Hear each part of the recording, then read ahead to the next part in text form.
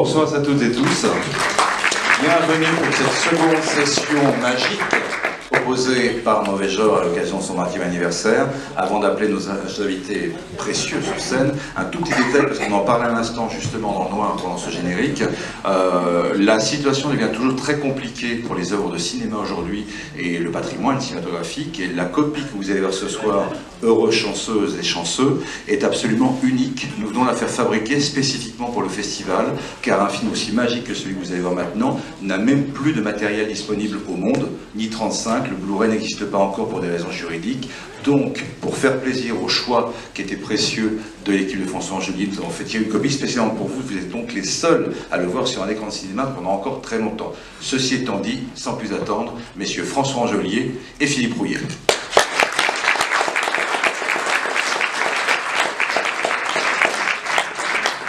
Bonsoir à tous, bonsoir à toutes, merci. Ah voilà, au milieu, voilà, bien.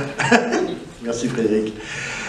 Donc après le premier volet de cette carte blanche à Mauvais Genre pour ses 20 ans, je remercie de nouveau Frédéric de nous l'avoir offerte. Eh bien, on va changer un peu de cinéma. On est en période de centenaire de la Première Guerre mondiale. Alors évidemment, les films de guerre, on connaît, d'Abel Gans, Bertrand Tavernier et autres, on connaît les films de guerre sur la Première Guerre mondiale. Par contre, on connaît un petit peu moins les films sur l'après-guerre. Et ça, voilà, vous allez avoir un film ce soir qu'on voit peu, quasiment jamais à la télévision. Il y a un DVD, effectivement, mais c'est un film très très rare. C'est le film le plus noir, le plus dévastateur, le plus grinçant, le plus tout ce que vous voudrez, sur ce moment de l'après-guerre, où effectivement la France, les affaires continuent et les affaires reprennent, d'ailleurs elles n'ont jamais cessé, et c'est la France des profiteurs, c'est la France des fanfares militaires, c'est la France des monuments aux morts et des gerbes, c'est une espèce de France un peu douteuse, un peu bizarre, un peu tordue et assez sordide de par tout ce qu'elle dissimule. Donc voilà, c'est la France du trio infernal de Francis Giraud que va vous présenter maintenant Philippe. Alors, le trio infernal, François vous l'a dit, c'est 1974. Mauvais Genre, on aime bien des choses comme ça, c'est-à-dire que autant on peut aller se lever dans des genres un peu improbables, autant on aime bien aussi cueillir au creux de la production française, c'est-à-dire que c'est quand même un film qui est produit par Raymond Danon, qui est le producteur de Claude Sautet, et Robert Dorfman, qui vient de faire L'Armée des Ombres, tout le monde il est beau, tout le monde il est gentil, et il s'associe avec la Fox. Et ce qui est fou, c'est qu'il s'associe avec la Fox, mais United Artists est aussi intéressé par le projet. C'est-à-dire qu'on est dans un moment du cinéma français où un projet aussi atypique que ça peut marcher. Alors vous allez me dire, aujourd'hui, cette année, par exemple, on a vu Grave, le film de Julia Ducournau, premier long métrage, etc.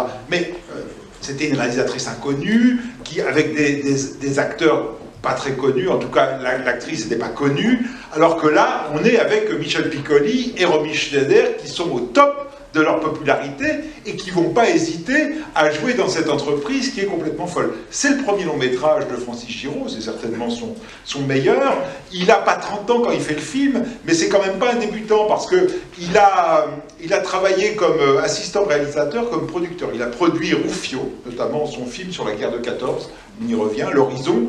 Et c'est comme ça qu'il l'a rencontré, ils ont sympathisé, et Jacques Rouffio, que vous connaissez, qui fait après Cette mort sur ordonnance, Le sucre et tout ça, est co-scénariste du film avec Francis Giraud. Ça a été très précieux parce qu'ils adaptent un bouquin, enfin, l'histoire est vraie. Sarret, personnage joué par Piccoli, et les deux sœurs allemandes, les deux sœurs Schmitt, c'est une histoire vraie, qui est racontée par Solange Fasquelle dans un livre qui est documenté. Et c'est ce livre qu'ils vont adapter. Mais il y a quand même des trous dans l'enquête de Solange Fasquelle. Et comme Rouffio est marseillais, et ben avec Francis Giraud, pendant l'écriture du scénario, ils vont enquêter à Marseille, auprès des compagnies d'assurance qui ont été escroquées, etc., pour combler les trous de cette histoire. Et Giraud, qui était assistant sur La Curée, le film de Vadim avec Piccoli, c'est là qu'il a rencontré Piccoli, et c'est comme ça qu'il a pu l'attraper pour lui faire lire son scénario et le décider à jouer dans le film. Alors, une fois qu'il a Michel Piccoli, c'est plus facile d'avoir Romy Schneider, parce qu'évidemment, Michel Piccoli se fonde un petit mot à Romy, écoute, est-ce que tu ne veux pas venir jouer avec moi, etc. Alors, elle est un peu saisie quand même en lisant le scénario. Hein. Je ne vais pas vous le raconter là, parce qu'il y a quand même la séquence dite des baignoires. Hein. Ceux qui connaissent le film savent ce que c'est. Ceux qui ne connaissent pas le film verront quand on aborde la baignoire. C'est pas rien. Hein. La baignoire. Et donc, elle veut quand même voir l'oiseau. Donc, Francis Giraud va boire le thé chez elle. Et en fait, il a joué à qui tout double et il lui dit moi, ce que je vous propose, c'est le suicide de Sissi. Donc, apprendre ou à laisser. Et elle dit alors, si c'est le suicide de Sissi, je le fais. Et voilà. Et alors, ce qui est marrant, c'est que au départ, ça le fascine complètement, cette idée de dissoudre les corps, Giraud, et il a déjà l'idée de faire un film policier là-dessus, et il tombe sur l'histoire de Sarret, et il se dit, c'est cette histoire que je vais raconter. Mais il va pousser loin, il fait l'expérience, avant le tournage, il fait l'expérience avec des cochons d'Inde pour voir comment ça se passe réellement, pour que les séquences soient documentées. Parce que si vous regardez bien le film apparaît d'une très grande unité parce que les personnages sont très très forts. Mais si vous regardez bien le film, vous apercevrez que d'un point de vue de la mise en scène, il y a trois mouvements qui correspondent à trois parties de l'histoire, avec une dernière partie qui est un peu théâtrale. Giraud a parlé de théâtre un peu à la Bernstein. Et c'est vrai qu'il y a des décors qu'on pourrait croire surgis de Mélo dans l'Arénée, quoi. Avec une deuxième partie qui est plus Joe D'Amato, et une première partie qui est plus théâtre de l'absurde et jeu de massacre. Ça commence avec une remise de Légion d'honneur. Michel Piccoli est absolument extraordinaire. Je veux dire, c'est l'acteur des mauvais genres par excellence.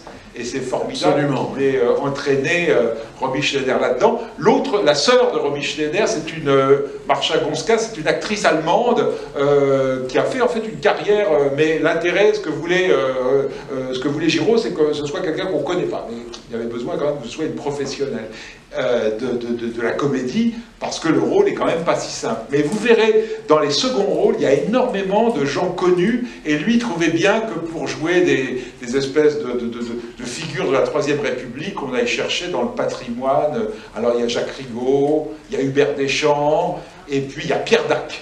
Pierre Dac dans le rôle d'un médecin. Donc tout ça vous fait... Jean Rigaud, le chansonnier. Voilà. Qui était un des chansonniers les plus célèbres de la 4ème République, mais qui joue qui a fait quelques films, et qui a fait quelques films avec Duvivier, enfin, qui était un espèce d'acteur des années 40, et du coup, là, il a une tronche absolument incroyable. C'est Andreas Winding qui a fait la photo, et c'est pas rien, parce qu'Andreas Winding, c'est Playtime, hein. C'est Playtime, et c'est l'enfer de Clouseau. Vous voyez, c'est-à-dire que c'est quelqu'un qui peut expérimenter des choses assez folles, et là, il y a l'idée d'une reconstitution, qui doit être une reconstitution très soignée, mais qui est jamais académique. Ce qui est très intéressant, c'est qu'on pousse toujours ça, soit vers une sorte de distanciation, soit vers un humour très noir. C'est un ton qui n'existe pas dans le cinéma français à cette époque-là. On peut rapprocher ça, il y a des accointances, et le personnage d'Andrea Ferréol, enfin, en tout cas, la présence de l'actrice nous y amène à La Grande Bouffe. Hein. Et c'est vrai que le succès de La Grande Bouffe, qui sort l'année d'avant, en 73,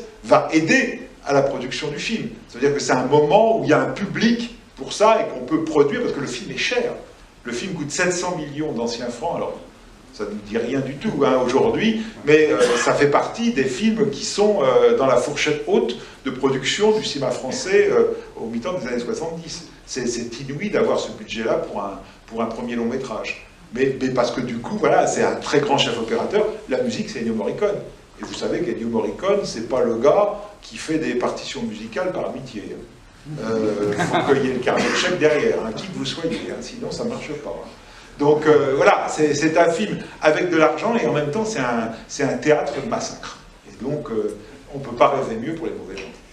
Absolument, tu as cité le nom de Bernstein, le dramaturge de l'entre-deux-guerres. On disait de son théâtre était brutaliste. Ben voilà, vous allez voir un film brutaliste. Il était une fois en France en 1919, bonne projection.